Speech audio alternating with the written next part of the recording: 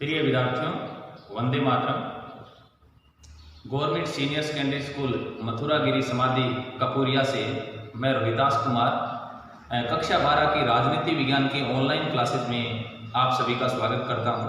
देखिए, इस बार राजनीति विज्ञान की जो पुस्तकें हैं वो परिवर्तित हो चुकी हैं और नए सिलेबस के साथ आपको पढ़ना है। और नए सिलेबस के तहत अपने दो पार्ट हैं, जिसमें पहला पार्ट है समकालीन विश्व राजनीति। और समकालीन विश्व राजनीति का जो पहला अध्याय है, अध्याय 1, और जिसका नाम है शीत युद्ध। देखिए, शीत युद्ध का दौर, ये अध्याय 1 है। और आज हम जो चर्चा करेंगे वो शीत युद्ध पर करेंगे कि ये शीत युद्ध क्या है, शीत युद्ध कहाँ से प्रारंभ हुआ था। तो देखिए, द्वितीय विश्व युद्ध हुआ था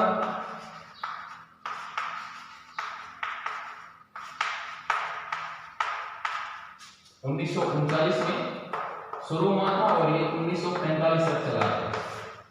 जैसे ही दूसरा विश्व युद्ध हुआ था, इस विश्व युद्ध में दो दल बने हुए थे।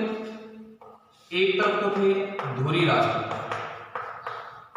और धुरी राष्ट्रों में अगर मैं बात करूं तो इसमें जापान शामिल था, धुरी राष्ट्रों का जो दल था, जर्मनी शामिल था, और इसके अलावा इटली शामिल था। ये 3 देश, और इन 3 देशों का एक दल बना हुआ था जिसे कहा जाता है धुरी राष्ट्र। जबकि इसके विपरीत एक दूसरा दल था जिसे मित्र राष्ट्रों के नाम से जाना जाता था। और मित्र राष्ट्रों में अमेरिका, सोवियत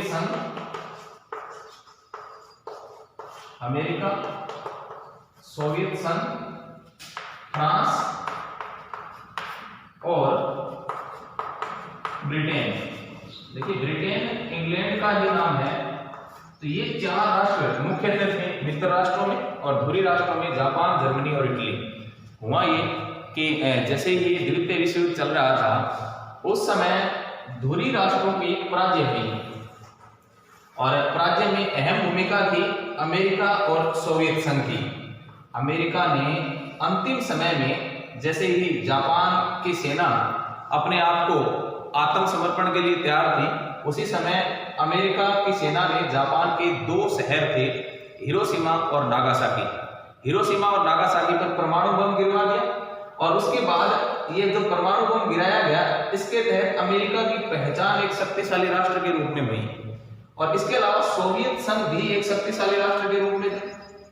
अब ये जैसे ही द्वितीय विश्व युद्ध समाप्त हुआ, उसके बाद विश्व में 2 राष्ट्र, देखिए, दूसरा जो विश्व युद्ध हुआ वो यूरोप में हुआ था, और इस कारण से फ्रांस और ब्रिटेन को काफी ज्यादा हानि हुई थी। अब विश्व में 2 प्रकार के देश रहे शक्तिशाली, एक तो रहा अमेरिका और दूसरा रहा सोवियत संघ। ये 2 जो देश रहे शक्तिशाली, और इन दोनों को ही एक नाम दिया गया महाशक्तियां। और ये जो शीत युद्ध प्रारंभ हुआ था, वो इन 2 महाशक्तियों के बीच में ही एक संघर्ष था। महाशक्तियों का संघर्ष माना जाता है शीत युद्ध। अब यहाँ आपके मन में विचार आ रहा होगा कि 2 महाशक्तियां थी, तो इन्होंने हथियारों से युद्ध करना प्रारंभ कर दिया होगा। तो ध्यान रखना है, इन्होंने हथियारों से युद्ध नहीं किया था। ये एक प्रकार का विचारधाराओं से संबंधित संघर्ष था। विचारधाराओं का संघर्ष था। और कौन कौन सी विचारधाराओं का संघर्ष था, तो मैं आपको बता देता हूं। ये जो शीत युद्ध था, ये पूंजीवादी व समाजवादी, यानी पूंजीवादी व समाजवादी 2 प्रकार की जो विचारधाराएं थी, उनके बीच में एक प्रकार का संघर्ष था। अब अगर आपसे पूछ ले कि शीत युद्ध क्या है, अगर शीत युद्ध का अर्थ पूछे, तो देखिए, शीत युद्ध का अर्थ अमेरिका और सोवियत संघ के बीच जो संघर्ष था, उसे शीत युद्ध का नाम दिया गया था। यह संघर्ष किस प्रकार का था, तो यह संघर्ष एक विचारधाराओं का संघर्ष था। कौन कौन सी विचारधाराओं का, तो ध्यान रखना है, पूंजीवादी विचारधाराएं और समाजवादी विचारधाराएं। पूंजीवादी विचारधाराओं का समर्थक देश था वो था अमेरिका, जबकि समाजवादी विचारधाराओं का समर्थक देश था वो था सोवियत संघ। ध्यान रखना है शीत युद्ध क्या है, और अगर अगर एक लाइन में आपसे पूछा जाए कि शीत युद्ध को परिभाषित कीजिए, देखिए शीत युद्ध की परिभाषा क्या होगी कि शीत युद्ध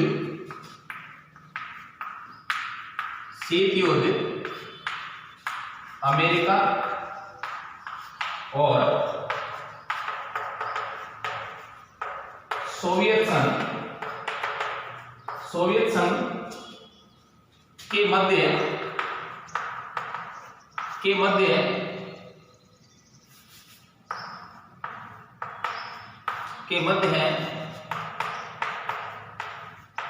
विचारधाराओं के आधार पर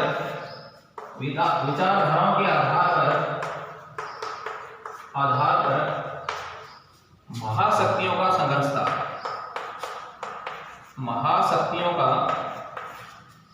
था।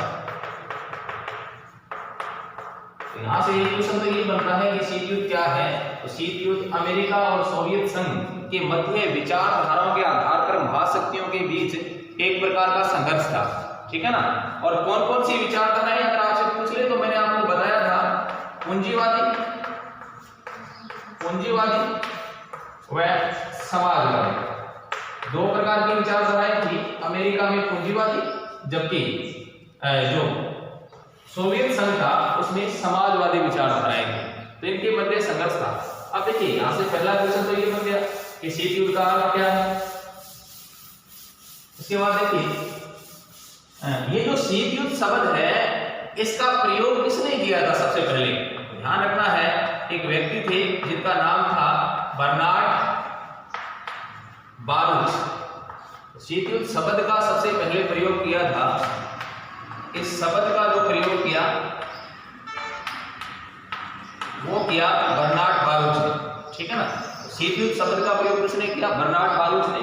और ये ध्यान रखना है इस शब्द को लोकप्रिय किसने बनाया, अगर ये आपसे पूछ ले कि लोकप्रिय बनाया किसने बनाया, तो लोकप्रिय बनाया था वाल्टर लिपमैन। लोकप्रिय बनाने का श्रेय था वो था वाल्टर लिपमैन का। तो शीत युद्ध शब्द का प्रयोग सर्वप्रथम किया बर्नार्ड बारूच के द्वारा, जबकि लोकप्रिय बनाने का श्रेय है वो है वाल्टर लिपमैन के द्वारा। अब देखिए यहां से एक क्वेश्चन ये भी उठता है कि चले शीत युद्ध की परिभाषा हो गई, शब्द का प्रयोग हो गया, लेकिन शीत युद्ध शुरू कहां से हुआ था, कहां से शीत युद्ध का आरंभ माना जाता है। तो ध्यान रखना है शीत युद्ध का आरंभ तो माना जाता है फुलटन भाषण से। शीत युद्ध का प्रारंभ कहां से हुआ, तो एक भाषण का नाम आता है, ब्रिटेन के प्रधानमंत्री थे चर्चिल, विंस्टन चर्चिल, जिनके द्वारा एक भाषण दिया गया था जिसे कहा जाता है फुलटन भाषण। देखिए ये कब दिया गया, तो ये दिया गया मार्च 1946 को। मार्च 1946 को फुलटन भाषण में चर्चिल ने ये कहा कि ये जो बाल्टिक सागर है, बाल्टिक से लेकर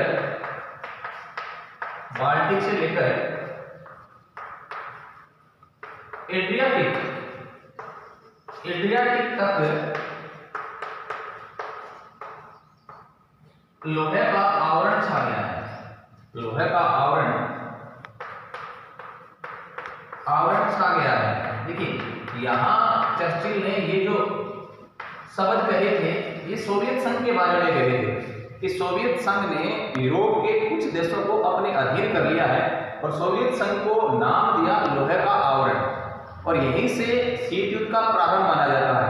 लेकिन फिर भी आपको ध्यान रखना है कि अगर शीत युद्ध का प्रत्यक्ष रूप से प्रारंभ कहां से हुआ, तो वो बर्लिन नाकेबंदी। देखिए शीत युद्ध का प्रारंभ विचारधारा के रूप में हुआ मार्च 1946 में फुलटन भाषण से। इसके बाद देखिए अमेरिका के द्वारा कुछ प्रयास किए गए थे। 1947 में एक सिद्धांत दिया गया था, अमेरिका के राष्ट्रपति थे ट्रूमैन, अमेरिका के राष्ट्रपति थे ट्रूमैन, और उनके द्वारा एक सिद्धांत दिया गया था जिसे कहा जाता है ट्रूमैन सिद्धांत।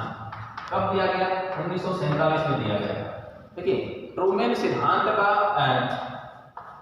देने का आशय क्या था, तो ट्रूमैन सिद्धांत में ट्रूमैन के द्वारा यह कहा गया कि हमें इस सिद्धांत से साम्यवाद के प्रसार को रोकने में सहायता मिलेगी, यानी साम्यवाद के प्रसार को रोकना।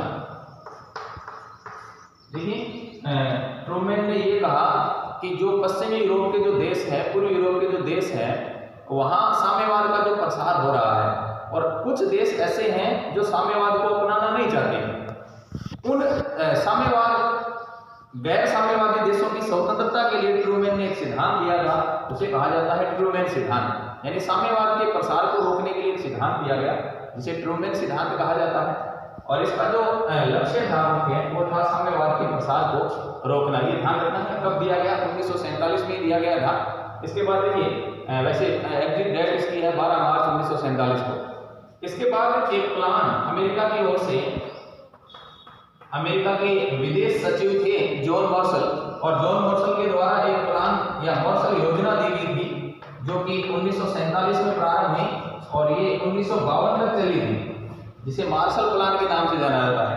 और मार्शल प्लान में मुख्य जो उद्देश्य था मार्शल प्लान का वो था पश्चिमी यूरोपीय देशों को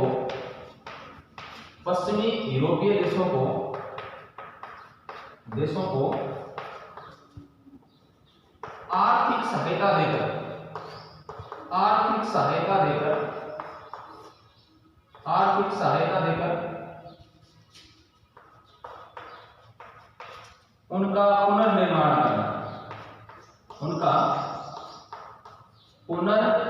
करना। ध्यान रखना है कि मार्शल प्लान क्या था। मार्शल प्लान 1947 से 52 के बीच में जॉन मार्शल के द्वारा दिया गया था, जो अमेरिका के विदेश सचिव थे। और इन्होंने ये कहा कि जो पश्चिमी देश है, यूरोपीय देश, उनकी अर्थव्यवस्था को सुचारू रूप से चलाने के लिए, जबकि उनका पुनर्निर्माण, आर्थिक रूप से पुनर्निर्माण करना, तो ये मार्शल प्लान था 1947 से 52। अब देखिए शीत युद्ध का वास्तविक रूप से प्रारंभ कहाँ हुआ? शीत युद्ध का वास्तविक रूप से प्रारंभ कब हुआ? एक बर्लिन नाकेबंदी, देखिए बर्लिन नाकेबंदी से शीत युद्ध का वास्तविक रूप से प्रारंभ माना जाता है। ये कहा जाता है कि ये जो बर्लिन था, पश्चिमी बर्लिन और पूर्वी बर्लिन, पश्चिमी बर्लिन पर अमेरिका का अधिकार था और अमेरिका द्वारा पश्चिम बर्लिन के नागरिकों को कुछ राहत सामग्री पहुंचाई जा रही थी, जिसे सोवियत संघ के विमानों ने वहां से उठा लिया। अब पश्चिमी बर्लिन में जैसे ही अमेरिका प्रवेश करता, उसे पूर्वी बर्लिन से होकर के गुजरना पड़ता था। और पूर्वी बर्लिन में जो अधिकार था पूर्वी बर्लिन पर, वो था सोवियत संघ का।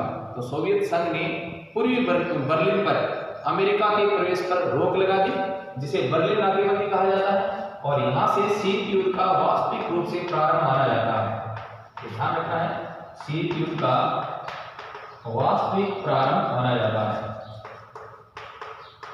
तो आज हमने जो पढ़ा, देखिए यहाँ से जो क्वेश्चन बनते हैं कि शीत युद्ध की परिभाषा क्या है, शीत युद्ध शब्द का प्रयोग किसने किया था, फुलटन भाषण किसके द्वारा दिया गया, कब दिया गया, ट्रूमैन सिद्धांत क्या था, मार्शल योजना क्या थी, और शीत युद्ध का वास्तविक रूप से प्रारंभ कब हुआ था, तो इसके बारे में हमने पढ़ा।